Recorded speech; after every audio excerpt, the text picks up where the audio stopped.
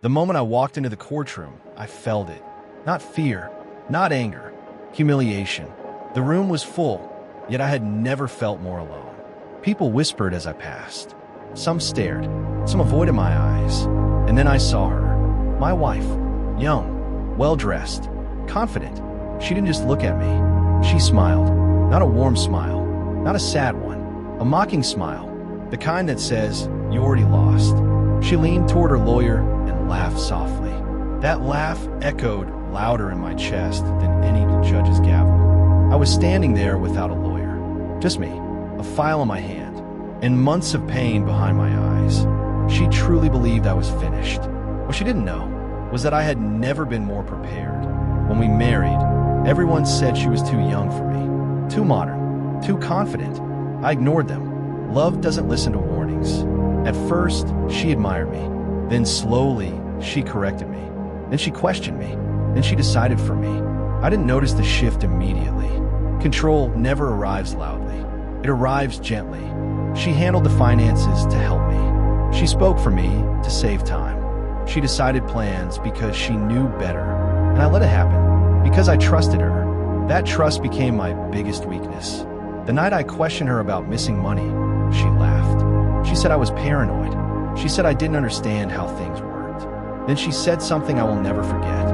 "You should be grateful I manage everything." That's when I realized I wasn't a partner.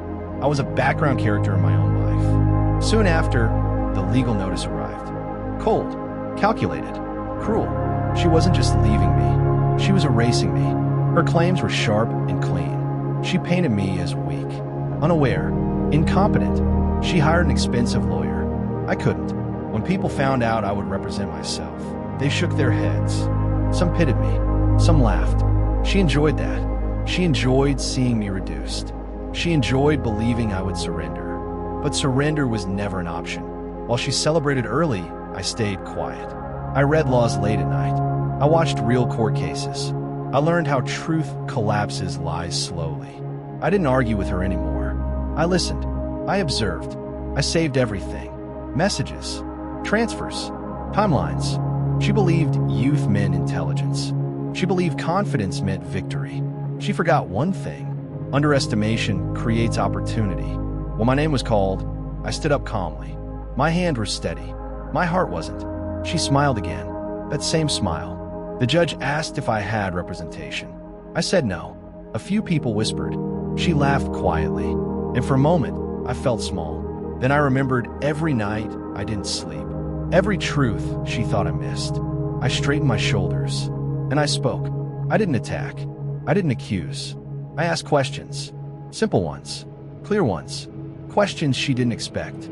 Her lawyer objected. The judge allowed me to continue. Her answers slowed. Her confidence cracked. She avoided my eyes. And for the first time, her smile disappeared. That moment told me something powerful. She realized I wasn't finished. When I placed the document on the table, the judge leaned forward. The courtroom grew quiet. My wife froze. She recognized it immediately. Her lawyer whispered urgently. She didn't respond. That paper wasn't loud. It didn't accuse. It simply existed. Truth doesn't shout. It waits. I didn't feel revenge. I felt clarity. For months, she controlled the story. Now, the story was standing on its own. The judge asked her one question. Just one. She hesitated. That hesitation said more than any lie. And in that silence, I understood something deeply. This wasn't about winning. This was about being heard. Let me know in the comments where you're listening from and share with people who might need to know this story. Hit like and subscribe to my channel for more stories. The courtroom felt different after that pause. Not louder, not calmer, heavier. The judge picked up the document again, adjusted his glasses, and read it slowly. Every second felt like a drop of water hitting stone. I could hear my own breathing. I could hear her chair creak as she shifted, uncomfortable now, no longer relaxed. She tried to smile again, but it didn't land. For the first time since this case started, she wasn't in control of the room. The judge looked at her and asked her to explain the transfers. Simple question, straightforward. No angya, no accusation. She began confidently, too confidently. She said the money was moved with my consent. She said it was for family planning. She said I was aware. I nodded slowly. Then I asked permission to speak. The judge allowed it. I didn't raise my voice. I didn't point fingers. I simply opened my phone and read a message. Her message, word for word. A message sent just 2 days before one of those transfers. I'll move it now. He won't notice. The room reacted before the judge did. A quiet gasp. A shuffle. Someone coughed nervously. Her lawyer stood up quickly, objecting. The judge raised his hand. Silence returned. My wife stared at me, not with anger, with fear, because she knew something important had shifted. I wasn't defending anymore. I was revealing. She tried to say the message was taken out of context, that it was a joke, that emotions were high. So I read another one, then another. Each one was calm, clear, calculated. No emotion, just intent. The judge leaned back, his expression changing from neutral to concerned. And that's when I saw it. The confidence drained from her face. She had prepared for a weak man. She had prepared for confusion. She had prepared for surrender. She did not prepare for receipts. The judge asked her lawyer if he had reviewed these messages before filing the claims. The lawyer paused. That pause said everything. She turned toward him sharply, whispering something under her breath. He didn't respond. For the first time since I met her, she looked truly alone. The judge announced a short recess. As people stood, I stayed seated. My legs felt heavy, but my chest felt light. She walked past me quickly, avoiding my eyes.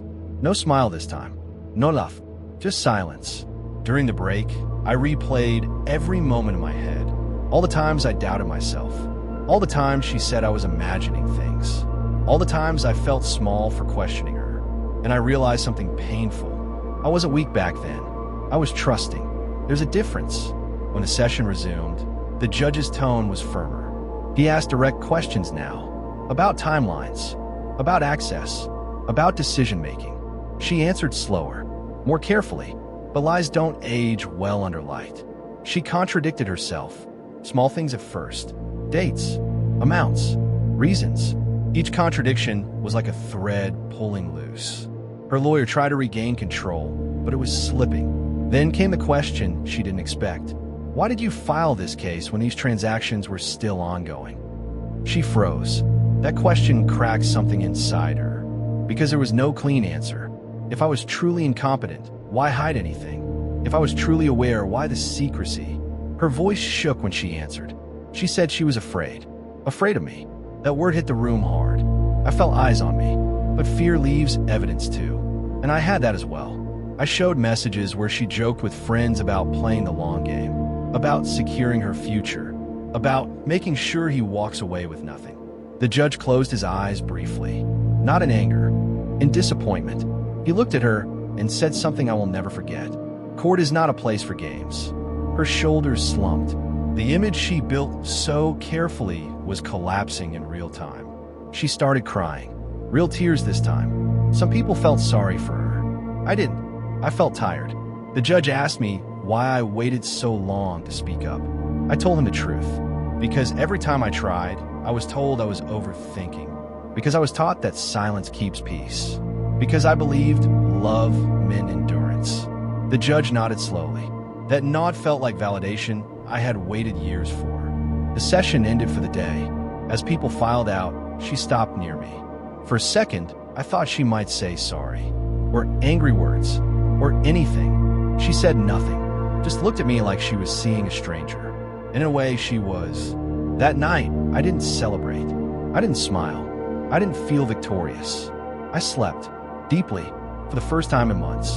Because no matter how the case ended, one thing was already clear. The truth was out. And once truth steps into the light, it never goes back quietly. The next morning, my phone rang earlier than usual. It was her lawyer. That alone told me everything. He spoke politely, carefully choosing words. He said his client wanted to reconsider certain positions. He said maybe there was room for mutual understanding. He said court battles are painful for everyone. I listened quietly. Then I asked one simple question. Does she want the truth to stop? There was a pause. He didn't answer directly. He said they were open to settlement. That word again. Settlement. Not apology. Not accountability. Just settlement. I declined. Not angrily. Not proudly. Calmly. Because once you open the door to truth, you don't close it halfway. That same day, she messaged me herself. Not confidently like before. Not mocking. Short sentences. Careful words. She said we should meet. She said we didn't need to hurt each other more. She said things had gone too far. I stared at the screen for a long time. Then I agreed. We met in a public place. She arrived first. That surprised me. She looked different. Not weak, but stripped. No armor. No performance. Just a young woman sitting with her hands folded, staring at the table. When I sat down, she didn't smile. She said my name softly. It felt strange hearing it without control attached. She told me she never thought I would fight back. She said she thought I would panic. She admitted she planned the case, believing I wouldn't understand the system.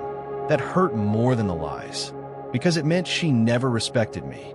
She said she was young and wanted security. She said she was afraid of ending up with nothing. I asked her one thing. Did you ever think about what I would lose? She didn't answer. Her silence was the answer. She said she wanted to settle before the final hearing. She said public judgment would ruin her. That sentence stayed with me. She wasn't afraid of hurting me. She was afraid of being seen. I told her the case would go on. She nodded slowly. No argument. She already knew she had lost control. On the day of the final hearing, the courtroom felt tense. Different from before. Quieter. Heavier. She sat still. Her lawyer spoke less. The judge was sharper now. Direct. Focused. He asked about inconsistencies one by one. He asked why facts were hidden. He asked why timelines didn't match. She answered when she could. She hesitated when she couldn't. Each hesitation made the room colder. At one point, the judge asked her if she believed I was incapable of understanding financial matters. She hesitated, then said yes. That word echoed. Yes. The judge leaned forward. That belief, he said calmly, does not excuse deception. Her head dropped. That was the moment I knew the case had turned completely. I didn't need to speak much after that. The truth had already spoken. When the judge announced he would deliver his decision after review, I felt something unexpected. Relief. Not victory. Relief. Because no matter what happened next, I had stood up. I had been heard. Outside the courtroom, she didn't approach me. She walked past slowly. No ismail. No anger. Just emptiness. I watched her leave, and I realized something important. The woman who mocked me in court no longer existed. She had been replaced by someone facing consequences. That night, I sat alone and thought about everything.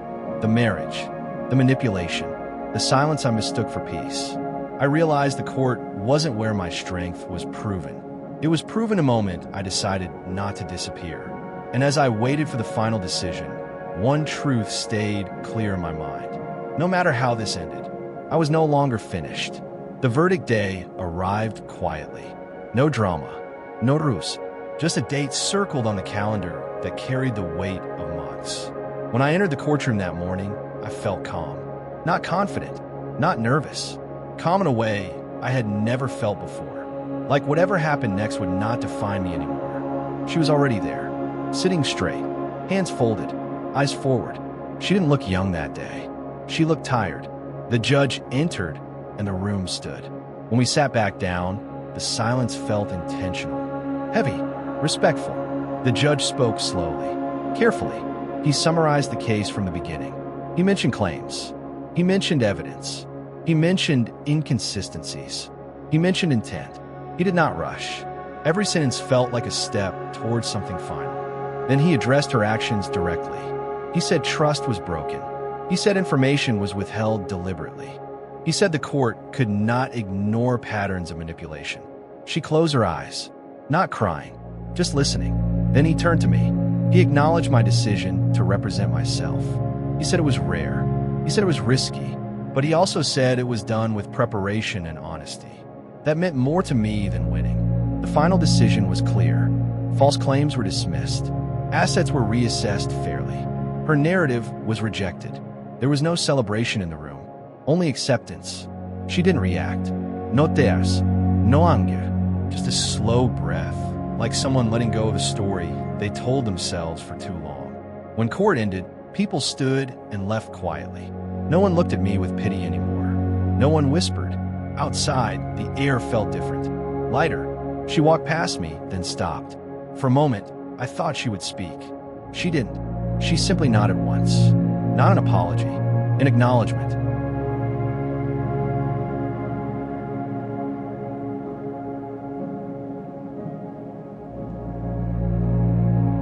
And that was enough. Life after court didn't suddenly become perfect. That's not how healing works. There were empty evenings, quiet mornings, memories that came back without warning. But there was no fear anymore. I slept without checking my phone. I spoke without rehearsing. I lived without shrinking. People asked me how it felt to win. I told them the truth. It didn't feel like winning. It felt like getting myself back. I learned that betrayal doesn't always come from hatred. Sometimes it comes from entitlement, from someone believing they deserve more than honesty. I learned that silence protects lies, not peace. And I learned something else. Being underestimated can become your greatest advantage if you use it to prepare instead of panic. Today, when I think about that moment she laughed in court, it no longer hurts. Because that laugh was never about my weakness. It was about her certainty. And certainty without truth always collapses. If you're listening to this and feel ignored, mocked, or dismissed, remember this. You don't need to shout to be strong. You don't need revenge to find justice. You don't need approval to stand up. Sometimes the most powerful thing you can do is stay ready while they assume you are finished.